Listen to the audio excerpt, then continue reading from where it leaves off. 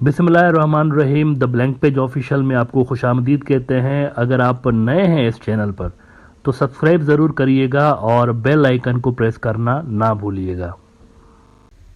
नाजरीन, फ्रांस के सदर इमैनुअल मैक्रोन साहब इस वक्त यूरोपियन मीडिया के अंदर छाए हुए हैं। अपने रिसेंट चाइना विजिट के अंदर उन्होंने कुछ कंट्रोवर्शियल बातें ऐसी की हैं जिस पर यूरोप में बहस हो रहा है। अच्छा, चीज़ों को देखने का इसका थोड़ा सा नज़रिया डिफरेंट है। यूरोप के बाकी जो लीडरान हैं उनसे थोड़ा सा ये अलग तरीके से सोचता है। मिसाल के तौर पर नेटो के बारे में कुछ बड़ा अजब सा स्टेटमेंट दिया और ब्रेन डेड कह दिया नेटो को, कि ये एक ब्रेन डेड कहते हैं जब कोई बंदा कोमा में चला जाता है, मफलूज हो जाता है, यानी जिंदा तो होता है लेकिन अपने होशो हवास में नहीं होता, उसका दिमाग मर चुका होता है, उसको ब्रेन डेड कहते हैं। तो ये कह रहा था मैक्रोन साहब के नेटो जो है वो ब्रेन डेड हो चुकी है, किसी काम की नहीं है। अब यूरोप की सिक्योरिटी जो नीड्स हैं उनको पूरा नहीं कर सकती। और उस वक्त भी मैक्रोन ने कहा था कि यूरोप वालों को अपने दम पे आगे बढ़ना चाहिए। लेकिन इस बार जो उसने बात की ना, तकरीबन वैसी ही बात की है, लेकिन इस बार इसकी इंटेंसिटी इस वजह से ज़्यादा है क्योंकि चाइना में खड़े होकर उसने ये बात की कि अमेरिका की कश्ती से हमें निकलना चाहिए यूरोप वालों को ना। इस पर एक जो है ना शदीद क्रिटिसिज्म भी इनके ऊपर हो रहा है और कुछ लोग जो लेफ्टिस्ट हैं वहाँ पर वो इनकी तारीफ़ भी कर रहे हैं। वैसे ये 5 साल के लिए आए हुए हैं। एक कॉन्स्पिरेसी थ्योरी ये भी दी जा रही थी ना, ये जो प्रोटेस्ट हो रहे हैं ये असल में कोई डीप स्टेट्स ऐसी हैं यूरोप के अंदर जो कि इसको हटाना चाहती हैं, लेकिन मेरा नहीं ख्याल कि इतना आसान होगा इसको हटाना फ़िलहाल। लेकिन इसने जो बात की है ना उसके अंदर वज़न है। और जहां यूरोप के कुछ मुल्क गुस्से में हैं वहां पर चाइना बड़ा खुश है इनके स्टेटमेंट्स पे। द गार्डियन एक बड़ा यूरोप का एक न्यूज़ आउटलेट है, उन्होंने इस हवाले से मैक्रोन की इस स्टेटमेंट के हवाले से और उसके बाद जो यूरोप के अंदर रिएक्शन आया है उस हवाले से बड़ा इंटरेस्टिंग एक आर्टिकल उन्होंने लगाया हुआ है। इसके अंदर वो कहते हैं कि when Macron met Xi welcome to the new world disorder. बड़ी इंटरेस्टिंग हेडलाइन है, welcome to the new world disorder, order नहीं डिसऑर्डर। और इसके अंदर वो कह रहे हैं कि China's leader is gathering autocratic regimes to his banner, Europe and the United States are divided and the French president just lobbed a grenade onto the field of international diplomacy. Bomb फोड़ दिया है Macron ने international diplomacy के अंदर, ये कहकर बम फोड़ दिया है कि यूरोपियन यूनियन वालों को अलग से अपनी दुनिया बनानी चाहिए, अलग से कोई फोर्स बनना चाहिए, थर्ड सुपर पावर बनना चाहिए।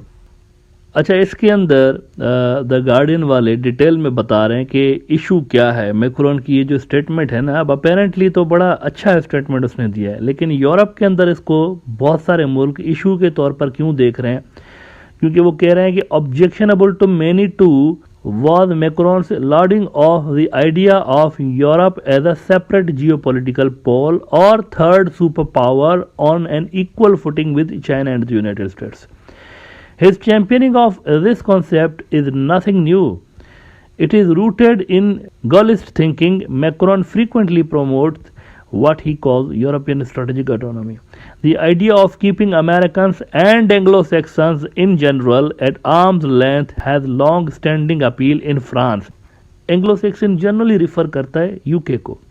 अमेरिका का सबसे क्लोज जो इत्तेहादी अगर है तो वो यूके है यूरोप के अंदर।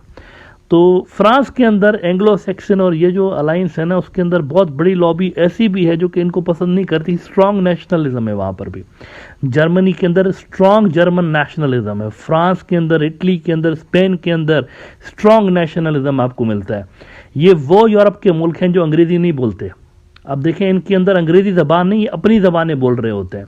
तो यहाँ पर एक आपको जो है वो बड़े पैमाने पे लोग ऐसे नज़र आते हैं जो कि इस अलायंस से ज़्यादा मुतासर हैं भी नहीं, लेफ्टिस्ट खास तौर पर इन रीजन्स के। और मैक्रोन बेसिकली उसी माइंडसेट को जो है वो रिप्रेजेंट कर रहा होता है। The idea of keeping an American and Anglo Saxons in general at arm's length has long standing appeal in France, especially on the left. तो यहाँ पर आप देख सकते हैं यूरोप के अंदर वो जो मैं कहता रहता हूँ स्प्लिट है, एक क्लियर स्प्लिट मौजूद है यूरोप के अंदर। 2 धड़े बने हुए हैं, एक धड़ा अमेरिका का है और दूसरा धड़ा अमेरिका का नहीं है। वो खुद को एक अलग से सुपर पावर बनाना चाहते हैं, लेकिन नेवरदलेस दोनों सूरतों में नुकसान अमेरिका का ही है, क्योंकि एक वक्त था कि ये सारे के सारे जो मुल्क, क्या जर्मनी, क्या फ्रांस, क्या स्पेन, ये सारे के सारे जो मुल्क थे अमेरिका के क्लोज इत्तेहादी थे। लेकिन इस वक्त थोड़ा सा स्विंग हो गया, अमेरिका से हट के चाइना की तरफ भी ये जा चुके हैं। और चाइना बड़ा खुश है इस पे। यकीनी तौर पर चाइनीज़ तो खुश होंगे, चाइनीज़ तो चाहते हैं अमेरिका की जो इन्फ्लुएंस है, अमेरिका की जो डोमिनेंस है यूरोप के ऊपर से वो कम हो। इसी पे फिर द गार्डियन रिपोर्ट करता है कि China on the other hand just loves macros ideas about rescuing Europe from America's smoothing embrace. His comments were wildly applauded in state-controlled media. Since taking power a decade ago, she has often been portrayed in the West as an inscrutable unknown quantity. That's really no longer the case. He makes no bones about his intention to create an authoritarian new world order orchestrated from Beijing, and that necessarily entail supplanting the United States. अच्छा, एक मैं आपको बात बताऊं, इसमें थोड़ी सी गलती America की अपनी भी है। ये जो कुछ भी हुआ है ना, फ्रांस और जर्मनी वाले उनसे थोड़ा सा दूर होते चले जा रहे हैं, इसके अंदर अमेरिका की खुद की भी गलती है। खुद की गलती कैसे है? खुद की गलती यूं है कि ये जब containment of China policy design कर रहे थे तो उसके अंदर मुझे ये बताएं, फ्रांस और जर्मनी और स्पेन का कोई बड़ा रोल आपको नजर आ रहा था क्या? आप देखें ना, यूके को तो साथ में लेकर चल रहे थे। आप देखें, एंग्लो सेक्सन मुल्क है ना, यूके और ऑस्ट्रेलिया दोनों एंग्लो सेक्सन मुल्क हैं, और अमेरिका खुद भी। ये तीनों तो मिलके ऑक्स बना रहे हैं, ये जो मिलिट्री अलायंस बना है नेवल फोर्सेस का, ऑस्ट्रेलिया, यूके और यूएस का। ये तीनों मुल्क के एंग्लो सेक्सन कंट्रीज तीनों मुल्क के ऑक्स बना रहे हैं, और वो जो बाकी के यूरोपियन हैं नॉन एंग्लो सेक्सन, उनको तो साइड पे कर दिया इन्होंने। इसका मतलब है कि ये भी सोच पैदा हो रही थी यूरोप के अंदर कि एंग्लो सेक्सन खुद आगे आ रहे हैं, हमें पीछे रख रहे हैं। भाई, फ्रांस के साथ ऑस्ट्रेलिया की न्यूक्लियर सबमरीन की डील थी ना, अमेरिकन ने उनसे हटवा के, उनसे छिनवा के और खुद आके बैठ गए कि नहीं, फ्रांस को छोड़ो, हम देते हैं आपको।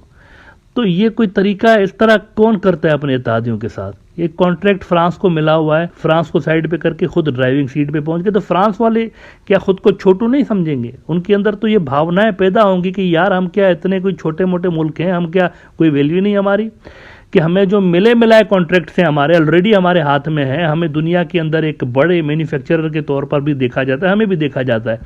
और वैसे ही अमेरिका आधा दुनिया का जो असला बन रहा होता है अमेरिका सेल करता है, हम तो तीसरे चौथे नंबर पर कहीं आते हैं, लेकिन जो हमें कॉन्ट्रैक्ट्स मिलते हैं वो भी हमसे छीन के और उनके ऊपर भी खुद बैठ जाता है। तो ये चीज़ें भी अमेरिका की परसेप्शन जो है ना, उसको यूरोप के अंदर मेरे ख्याल से डेंट पहुंचाती रही हैं ओवर द ईयर्स। अमेरिका इत्तेहाद बनाने में मार खाता है हमेशा, मतलब वो गलत तरीके से इत्तेहाद बना रहे होते हैं, जहाँ नहीं बन रहा होता वहाँ बना रहे होते हैं। मिसाल के तौर पर आप देखें, ये जो इन्होंने इंडो पैसिफिक स्ट्रेटजी बनाई, इसके अंदर इंडिया को कोई ज़रूरत से ज़्यादा ही इन्होंने रोल दे दिया। किसी काम आया इंडिया इनके आज तक? क्या किया है चाइना को? क्या उखाड़ पाया चाइना का इंडिया? नहीं उखाड़ पाया। लेकिन अगर इसी इत्तेहाद में ये यूरोप के मुल्कों को लेकर आते, देखिए यूके को लेकर आए ना, इनको भी लेकर आते दूसरों को, कुछ ना कुछ तो होता ना, कुछ आपको कम से कम आपका वेस्टर्न जो ब्लॉक है वो तो इंटैक्ट रहता ना, कि यार हमें भी कोई रिलेवेंस मिल रही है ग्लोबल स्टेज पे, ये सोच पैदा होती ना वहाँ पर भी। आप इंडिया को आगे कर रहे हैं जो कि कोई रिजल्ट प्रोड्यूस नहीं कर रहा, आप फ्रांस को पीछे कर रहे हैं, आप जर्मनी को पूछ ही नहीं रहे, आप यूके को आगे लेकर आ रहे हैं। अजीब से अलायंसेस बन रहे हैं, अजीब व गरीब किस्म के अलायंसेस बन रहे हैं, और इन अजीब व गरीब अलायंसेस ने ही अमेरिका का ये हाल आज किया हुआ है कि उनका ग्लोबल ऑर्डर यूरोप के अंदर स्प्लिट हो रहा है। और चाइना बड़ा खुश है इस मौके पर। चाइना के लिए तो विन विन सिचुएशन वारे न्यारे हो गए उनके, कि यूरोप के अंदर कम से कम उनका जो हरीफ है अमेरिका का स्ट्रॉन्ग होल्ड यूरोप, वहाँ पर एक डिवीजन देखकर यकीनी तौर पर चाइना के अंदर खुशी होगी, और इससे उनका जो आगे का काम है वो मज़ीद आसान हो जाएगा अपना ग्लोबल ऑर्डर बनाने के हवाले से।